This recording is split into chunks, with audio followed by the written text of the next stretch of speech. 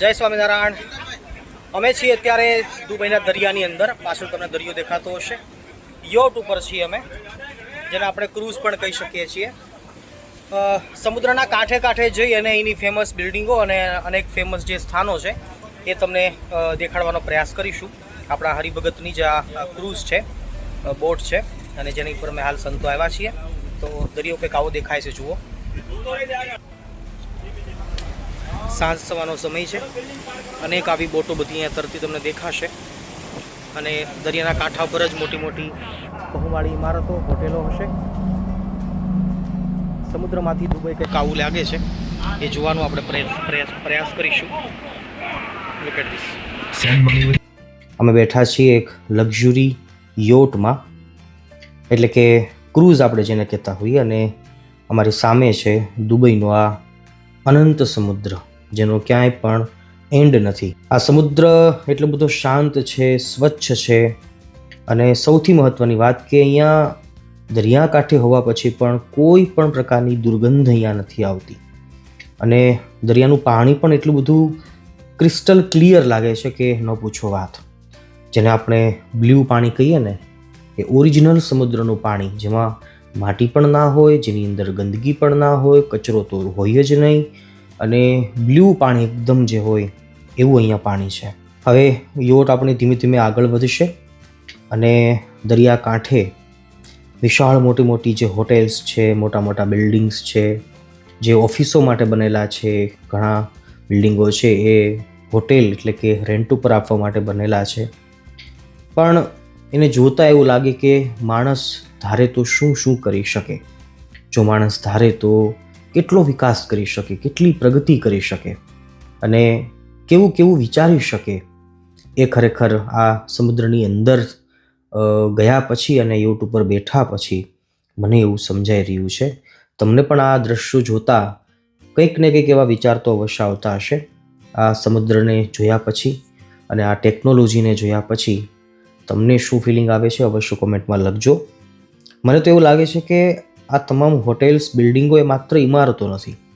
આ ખરેખર એક પ્લાનિંગ, ડિસિપ્લિન અને કોઈક વિઝનરી વ્યક્તિનું વિઝન, એમનું જીવતું જાગતું આ ઉદાહરણ છે. ખરેખર કહું ને તો દુબઈની એક બહુ મોટી ખાસિયત મને એમ લાગે છે કે અહીંયા ક્યાંય ગંદકી નથી જોવા મળતી. દરેક જગ્યાએ સ્વચ્છતા હોય છે. કોઈ પણ જગ્યા ઉપર તમને ફોટો કદાચ લો રેન્ડમલી તો પણ તમને પરફેક્ટ જ લાગે. દરેક વસ્તુઓ પરફેક્ટ એકદમ પ્લાનિંગ સાથે, પ્લોટિંગ સાથે મૂકવામાં આવી હોય. કોઈ વૃક્ષ વાવ્યું હોય, કોઈ હોટેલ બની છે, કોઈ રસ્તા બન્યા છે. અરે સમુદ્રના કાંઠે પથ્થરાઓ નાખ્યા છે, તો એ પથ્થરાઓ પણ તમને એકદમ ગોઠવેલા લાગે. એનો ફોટો પણ રેન્ડમલી લો તો તમને બેસ્ટ જ લાગે. તો આ એક ખરેખર બહુ મોટી ખાસિયત છે કે આપણે એક સામાન્ય ઘરમાં રહેતા હોઈએ, જો એ પ્લાનિંગથી, પ્લોટિંગથી ઘર બનાવીએ તો જેમ ઘર શોભે એમ આ લોકોએ પૂરા દેશને, એ આખી કન્ટ્રીને પોતાનું ઘર માન્યું છે. એટલે આપણે આપણા ઘરની અંદર કઈ વસ્તુ, કઈ સ્થાન ઉપર, કઈ જગ્યાએ પરફેક્ટ મૂકીએ એ આપણને ખબર પડે, ખબર હોય. એમ અહીંયા આ દેશની અંદર તમામ લોકો જે છે એ કેમેરાની નજરમાં છે. ભલે દરિયાકાંઠે આપણે હોઈએ પણ અહીંયા પણ એ લોકોની નજર કોઈ ને કોઈ રીતે તો હોય જ. અને દરેક વસ્તુ ઉપર એમની નજર છે અને બહુ જ મસ્ત પ્લાનિંગ સાથે આ લોકો બધું કામ કરી રહ્યા છે.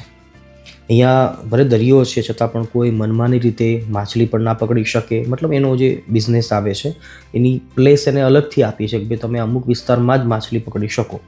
જ્યાં ત્યાં બધી જગ્યાએ તમને હોડીઓ ના દેખાય, માછીમારો ના દેખાય.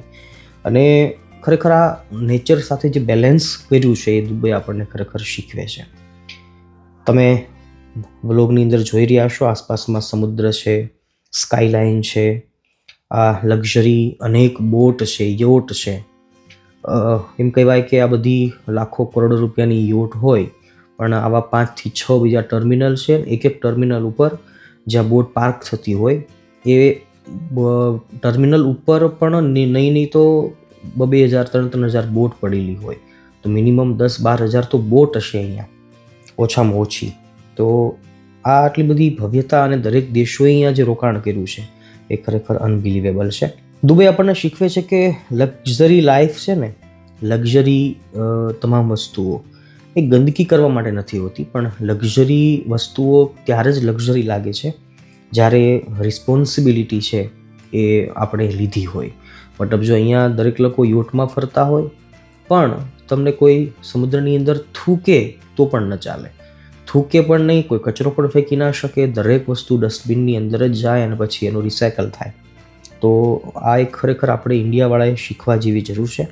સમુદ્રની અંદર પણ આ લોકો થૂકી ના શકે, વિચાર કરો તો કેટલું બધું સરસ એ કહી શકાય. અને આશ્ચર્ય આપણા માટે એ છે કે આપણા ગુજરાતીઓ જ્યારે અહીંયા આવે છે તો અહીંયા તો સારી રીતે રહેતા હોય, પણ જ્યારે ગુજરાતમાં પાછા આવે અને ઇન્ડિયામાં પાછા આવે તો વળી પાછા બધું ભૂલી જાય છે. પણ એવું ના કરવું જોઈએ. આપણે બધાએ સિવિક સેન્સ ઉપર થોડું ધ્યાન આપવું જોઈએ. દુબઈમાં એક વાત બહુ સ્પેશિયલ છે કે અહીંયા કન્સ્ટ્રક્શન કામ ક્યારેય બંધ નથી થતું. મતલબ કન્સ્ટ્રક્શન ક્યાંય ને ક્યાંય તો ચાલુ જ હોય. મોટી બિલ્ડિંગો, ઇમારતો, ઓફિસો, આ તે બધું બનતું જ રહેતું હોય. અને આશ્ચર્ય એ વાતનું છે કે કન્સ્ટ્રક્શન પણ નોઇઝ પોલ્યુશન વગર અને નેચરને કોઈ પણ પ્રકારનું નુકસાન ન થાય એની પ્લાનિંગ સાથે અહીંયા કન્સ્ટ્રક્શન કામ થતું હોય છે. કહેવાય છે કે નેવર સ્ટોપ મેકિંગ બિલ્ડિંગ્સ પણ never stop caring about environment. મતલબ કે બાંધકામ ભલે બંધ ના થાય પણ એન્વાયરમેન્ટ છે, આપણું વાતાવરણ છે, એને કોઈ પણ પ્રકારનું નુકસાન ન થવું જોઈએ. આ લેસન છે આપણા માટે ખરેખર વર્લ્ડ ક્લાસ કહી શકાય. જ્યારે અમે અહીંયા યોટમાં બેઠા છીએ તો મને યાદ આવે છે કે Burj Khalifa, Dubai frame, miracle garden, આ બધી જગ્યાઓ આપણે જોઈ.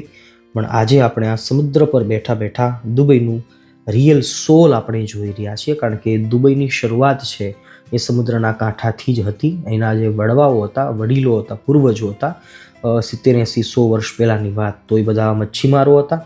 માછલાઓ પકડી વેચી અને એનું ગુજરાન કરતા હતા. પણ પછી જ્યારથી ખનીજ નીકળ્યું ત્યારથી એની દિશા બદલાઈ અને ખનીજ નીકળ્યા પછી એમનું જીવન પરિવર્તન થયું. બધા દેશોને એણે ખનીજ આપ્યું અને એના બદલામાં અઢળક સંપત્તિ આવી. તો ભલે કદાચ એ દેશ પાસે બીજું કશું નહોતું પણ ખનીજ નીકળ્યું એ આશીર્વાદરૂપ સાબિત થયું અને આ દેશ આજે આટલી પ્રગતિ કરી શક્યો છે.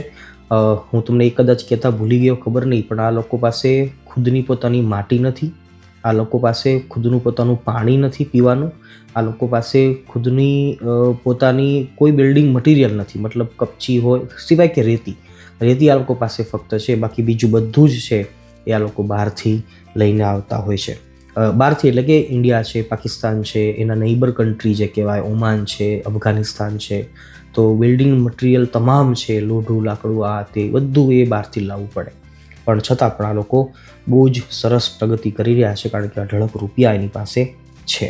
દુબઈ છે આપણને એક સ્પષ્ટ વાત સમજાવી જાય છે કે ક્લીનલીનેસ એ કોઈ ઓપ્શન નથી. મતલબ ચોખ્ખાઈ રાખવી એ ઓપ્શન નથી, એ જરૂરિયાત છે. લો એન્ડ ઓર્ડર એ કોઈ પ્રેશર નથી. મતલબ કે નિયમ ફોલો કરવા, રૂલ્સ રેગ્યુલેશન્સ એ કોઈ પ્રેશર ના હોવું જોઈએ, એ સમજણ હોવી જોઈએ. દરેક જગ્યાએ તમને આ વસ્તુ અહીંયા જોવા મળે.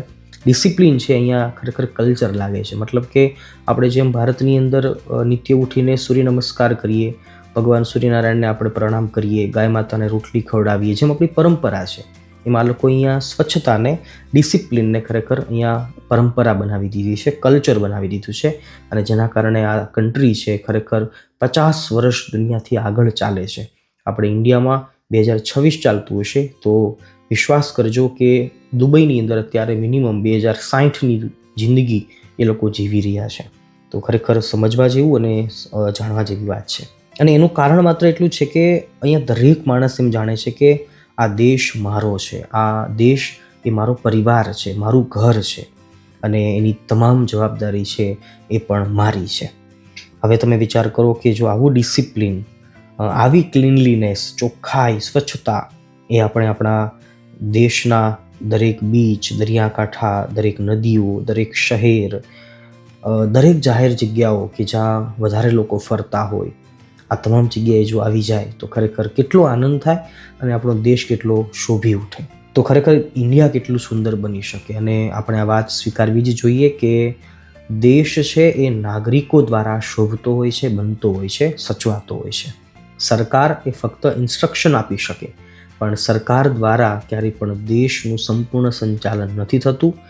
ફક્ત 15% કામ સરકાર કરી શકે, બાકીનું બધું જ 85% કામ છે એ આપણા નાગરિકોની જવાબદારીમાં આવે છે, જે આપણે ચાહીએ ધારીએ તો ખરેખર કરી શકીએ. આ મેસેજથી કદાચ બધાને આપણી વાત સમજાય ના સમજાય, પણ જેટલા પણ સાંભળે છે એ ફક્ત કચરો જ્યાં ત્યાં ન ફેંકીએ, જ્યાં ત્યાં ગંદકી ન કરીએ, થૂંકીએ નહીં, બની શકે એટલી ક્લીનનેસ રાખીએ. જો આપણે આપણા રેગ્યુલર જીવનમાં આટલું કરીએ તો પણ ઘણો બેનિફિટ મળશે. તો બસ આ સમુદ્રની અંદર બેઠા બેઠા અમે અત્યારે ઘણી સારી બધી વસ્તુઓ જોઈ, વિચારી. અમારી સાથે એક અમારા હરિભગત છે, એમની પાસેથી બહુ બધી વાતો જાણવા મળી. દુનિયાની શ્રેષ્ઠ હોટેલો હોય, દુનિયાની સૌથી મોટી હોટેલ હોય, દુનિયાની સૌથી મોંઘી હોટેલ હોય, જે પાણીની અંદર આ પામ ઝુમેલા બનાવેલું છે, તો એની બનાવટ જે હતી, એનું સ્ટ્રક્ચર કેવી રીતે બન્યું હતું, બધું જ અમે અહીંયા જાણ્યું. અમને ખરેખર ખૂબ જ આનંદ થયો. તમને પણ આનંદ થયો હશે. બસ એ જ આશા સાથે આપણા આજના વ્લોગને આપણે અહીંયા સમાપન કરીએ છીએ. મળીએ છીએ નવા એક વ્લોગની અંદર. આ દુબઈના દરેક વ્લોગ એ બધા લોકોને બહુ ગમ્યા છે, એ વાતનો અમને આનંદ છે. પણ તમે ચોક્કસ કોમેન્ટમાં તમારો અભિપ્રાય આપજો. બસ એ વાત સાથે સૌ ભક્તોને જય સ્વામિનારાયણ, જય શ્રી કૃષ્ણ, જય સિયારામ.